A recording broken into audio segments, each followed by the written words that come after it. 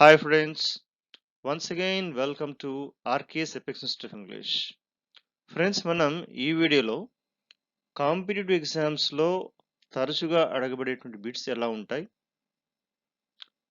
వాటిని ఆన్సర్ చేయాలంటే కావాల్సినటువంటి కొన్ని టిప్స్ ఎలాగా అవన్నీ కూడా డిస్కస్ చేయబోతున్నాం. Okay, now let us see the first bit. Not only he bet me but also abused me. Of course, last one no error. Not only he bet me but also abused me, no error. ఇటువంటి bits చూడంగానే గుర్తుపట్టాలంటే మనకు grammar పట్ల కనీసమైనటువంటి ఒక అవగాహన కావాల్సి ఉంటుంది friends. ఎలాగంటే see not only but also, either or, neither or, ఇలాంటి కాంబినేషన్ ఉన్న వర్డ్స్ తీసుకుంటే కనుక వీటికి ఒక బ్యాలెన్స్ అనేది కావాల్సి ఉంటుంది. బ్యాలెన్స్ ఇది వీటిని జంట పదాలు అనొచ్చు మనం. Not only but also, either or, neither or. Actually word either or, neither or అనేది మనం ఎయిదర్ ఆర్, నేదర్ ఆర్ పలుకుతాం. Actual native speakers of English వాళ్ళు ఈదర్ ఆర్, నీదర్ ఆర్ అని పలుకుతుంటారు.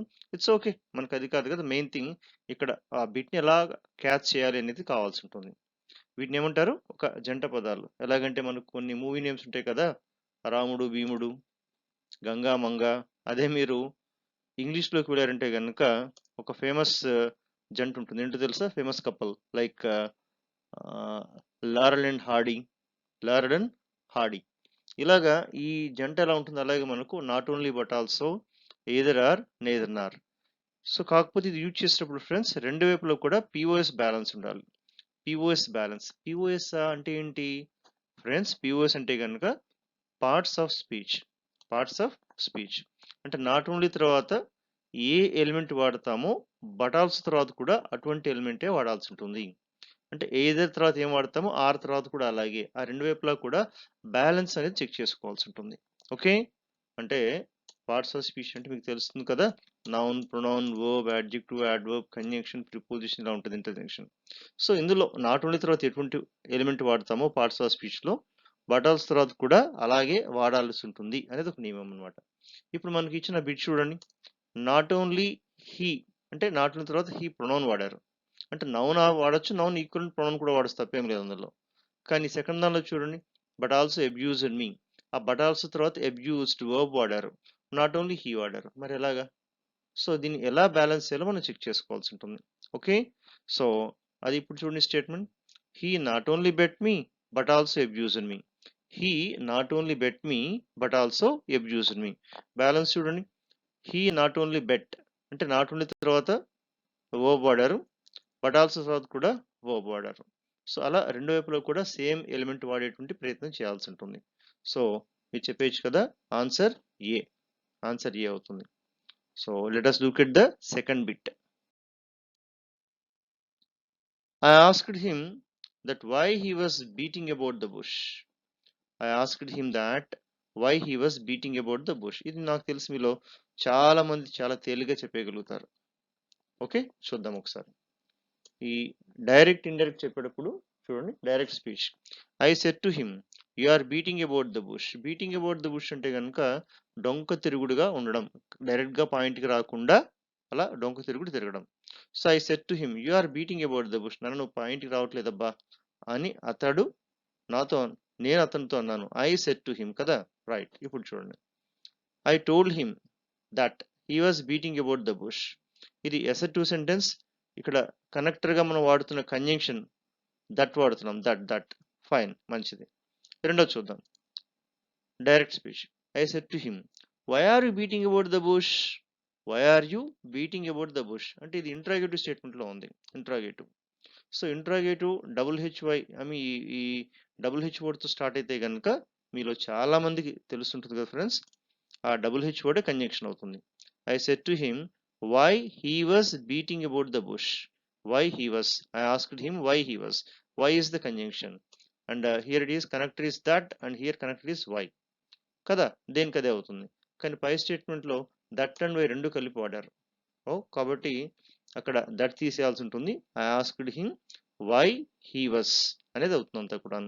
ఆఫ్ కోర్స్ వై తీయకూడదంటే తీయచ్చు, చోక అది ఎసెటివ్ అయితే okay. But ఆ వైకి ముందు దట్ అనే కంజంక్షన్ యూజ్ చేయకూడదు. కాబట్టి మీకు తెలుస్తుంది ఆన్సర్ సెకండ్ వన్ బి అవుతుంది అంతాను. ఇలా మినిమం బేసిక్స్ తప్పనిసరిగా ఉండాల్సి ఉంటుంది. అలా మనం ఈ పర్టికులర్ సిరీస్లో ఇంకా కొన్ని అడ్వాన్స్ రూల్స్ చూద్దాం. కుదిరితే కనుక మనం కొన్ని యూట్యూబ్ డైరెక్ట్ వీడియోస్ కూడా చేద్దాం, live videos. Of course friends, for that I need your support and of course your subscription. Okay, you please do subscribe our channel, and in future we try to do many more live shows. Okay, let us proceed to the third one. Intelligent people always avail of the opportunity. Intelligent people always avail of the opportunity. ఇది వొకాబులీకి సంబంధించినట్టు ఒక bit అనమాట. వొకాబులీ words మీద అడుగుతారు కదా, దానికి సంబంధించింది. ఎలాగంటే avail అనే వర్డ్ వాడేటప్పుడు మనం తరచుగా రిఫ్లెక్సివ్ ప్రొనౌన్ వాడాల్సి ఉంటుంది. ఇక్కడ చూడండి, avail your self of, phrasal verb with avail verb. ఇది ఒక డిక్షనరీ నుంచి తీసుకున్న ఒక కటింగ్ పిక్ అనమాట ఇక్కడ. ఓకే, అవైల్కి ఎప్పుడు యువర్ సెల్ఫ్ వస్తుందని తెలియచేయడానికి ఇక్కడ తీసుకున్న ఒక bit, right? So avail your self of, ఇక్కడ అవైల్ ఆఫ్ అన్నాం కదా, అక్కడ మధ్యలో ఒక రిఫ్లెక్సివ్ ప్రొనౌన్ కావాల్సి ఉంటుంది. So any example, so employees should avail themselves of అని అక్కడ. కాబట్టి ఇక్కడ కూడా ఇంటెలిజెంట్ పీపుల్ అవైల్, ఇక్కడ పీపుల్ ప్లూరల్ కదా, avail themselves of the opportunity అని రావాల్సి ఉంటుంది. సో బి మీకు ఆన్సర్ అవుతుంటుంది. అలాగే ఎక్కువగా ఇక్కడ ఇచ్చిన వర్బ్స్ ఉన్నాయి కదా, hurt, absent, enjoy, cheat, satisfy, present, kill, avail, blame, వీటికి రిఫ్లెక్సివ్ ప్రొనౌన్స్ తరచుగా వస్తుంటాయి. ముందు ఆబ్జెక్ట్ ప్రయారిటీ ఉంటుంది. ఆబ్జెక్ట్ వస్తే ఓకే, ఆబ్జెక్ట్ లేకపోతే కనుక my self, him self, her self, them self, your self అనేటువంటి ఒక రిఫ్లెక్సివ్ ప్రొనౌన్ అటాచ్ చేసి వాడాల్సి ఉంటుంది అనమాట. రిపీట్, వీటి పక్కన ఇవి తప్పనిసరిగా రావాలి అని చెప్పడం లేదు మిత్రులారా. వీటికి ఆబ్జెక్ట్ రావచ్చు. If object doesn't come there, so to replace that you can keep even reflexive pronoun also. ఇవి వస్తాయి అనమాట అక్కడ. అలా intelligent people always avail themselves of the opportunity. Okay, next one. Now we shall not go there unless we shall be asked. Now we shall not go there unless we shall be asked.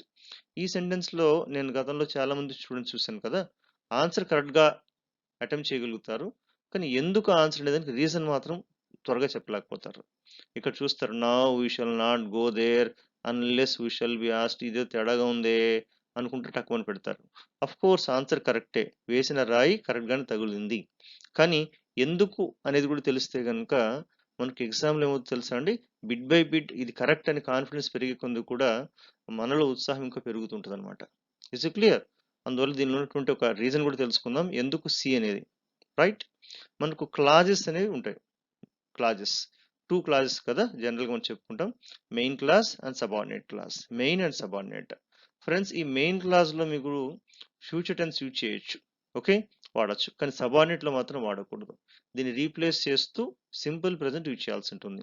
One simple rule in English grammar is a subordinate class never takes will or shall. అంటే subordinate క్లాస్లో వాడకూడదు. Subordinate class అంటే ఏంటి తెలుసు కదండి, అంటే ఒక 2 clauses మనం కనెక్ట్ చేసి రాస్తున్నప్పుడు ఎందులో అయితే పూర్తి అర్థం వస్తుందో, పూర్తి అర్థం, అది మెయిన్ క్లాజ్ అవుతుంది, రిమైనింగ్ సబార్డినేట్ అవుతుంది. So we should not go there, మనం ఇప్పుడు అక్కడికి వెళ్ళలేము, it's okay, main. Unless we shall be asked, అంటే అక్కడ మనం కోరబడినంత వరకు, మనం రమ్మని పిలిచినంత వరకు, లేకపోతే మనం ఆహ్వానించబడినంత వరకు, ఓకే, మనం పిలువబడినంత వరకు. కానీ ఇక్కడ ఇది ఫ్యూచర్ కదా, ఈ సబార్డినేట్లో అది ఉండకూడదు. ఇలా సబార్డినేట్ వచ్చేటువంటి రిమైనింగ్ ఐటమ్స్ చూద్దాం, ఇంకా ఏమేమి ఉంటాయి. వెన్, ఇక్కడ అన్లెస్ వాడారు కదా, ఇంకా అలాంటివి ఏముంటాయి, when, whenever, until, as soon as, after, before, as long as, if, unless, wherever, ఇట్లంతా కూడా. సో మీరు ఇక్కడ ఈ సింపుల్ ఫ్యూచర్ మెయిన్లో ఉంది, సబార్డినేట్ ప్రెజెంట్ పెట్టుకోవచ్చు. ఆన్సర్ వచ్చేసరికి అక్కడ అన్లెస్ వీఆర్ ఆస్క్డ్ అని చెప్తే సరిపోతుంది. Now we shall not go there unless we are asked. Unless we are asked. Okay, so వీటి గురించి డీటెయిల్గా మనం ఫ్యూచర్లో ఒక లైవ్ క్లాస్ చేసేటప్పుడు చూద్దామండి. Okay, fine. Answer C. Fifth one here. He hanged his head in shame when he came to know of his son's mischief. Oh my God, వాళ్ళ అబ్బాయి చేసిన తుంటరి పనులు కానీ ఆ తప్పుడు పనులు కానీ చూసి అతని పాపం సిగ్గుతో తల ఉంచుకోవాల్సిన పరిస్థితి ఏర్పడింది. So he hanged his head. ఇది కూడా వొకాబులరీతో సంబంధించిన ఒక బిట్ అనమాట. వొకాబులరీ. సో గ్రామర్ కొంత తెలియాల్సి ఉంటుంది, చక్కగా వొకాబులరీ కూడా తెలియాల్సి ఉంటుంది. సో ఇక్కడ చూస్తే ఫ్రెండ్స్, హ్యాంగ్, హంగ్ అనేది ఉంటుంది. హ్యాంగ్డ్ ఉంటుంది. అంటే మనకు ఈ verb conjugation forms hang, hung and hanged. ఒక అర్థం పరంగా మీకు తెలియాలి. హంగ్ అంటే కనుక ఒక సిగ్గుతో తల ఉంచుకోవడం, ఇలాంటి వాటికి హంగ్ హిస్ హెడ్ అని వాడాల్సి ఉంటుంది. ఉరి తీయడానికి హ్యాంగ్డ్ వాడాల్సి ఉంటుంది. ఓకే, హ్యాంగ్డ్ అంటే చూడండి, హ్యాంగ్. సో హ్యాంగ్డ్ వాడితే కనుక to kill someone by fixing a rope around the neck, అంటే ఉరి వేయడానికి ఇది వాడాల్సి ఉంటుంది. So he was sentence to die and was hanged the next morning. Hanged ఇది వాడాల్సి ఉంటుంది. కానీ ఇక్కడ హ్యాంగ్డ్ అనేది వాడారు కదా, ఇక్కడ హంగ్ వాడాల్సి ఉంటుంది. హంగ్. కాబట్టి ఫ్రెండ్స్, ఇందులో ఆన్సర్ వచ్చేసరికి మీకు ఇది తప్పు అవుతుంది అనమాట. He hung his head in shame. Okay, so friends, ఈ వీడియోలో మనం ఈ 5 బిట్స్ చూడగలిగాము. ఫ్యూచర్లో ఇంకొన్ని మంచి వీడియోస్ చేసే ప్రయత్నం చేద్దాం. అదేవిధంగా యూట్యూబ్లో లైవ్ వీడియోస్ కూడా చేసే ప్రయత్నం చేద్దాం. So once again I ask you to submit our channel, and of course your support definitely will help me in making many more videos. Thank you very much.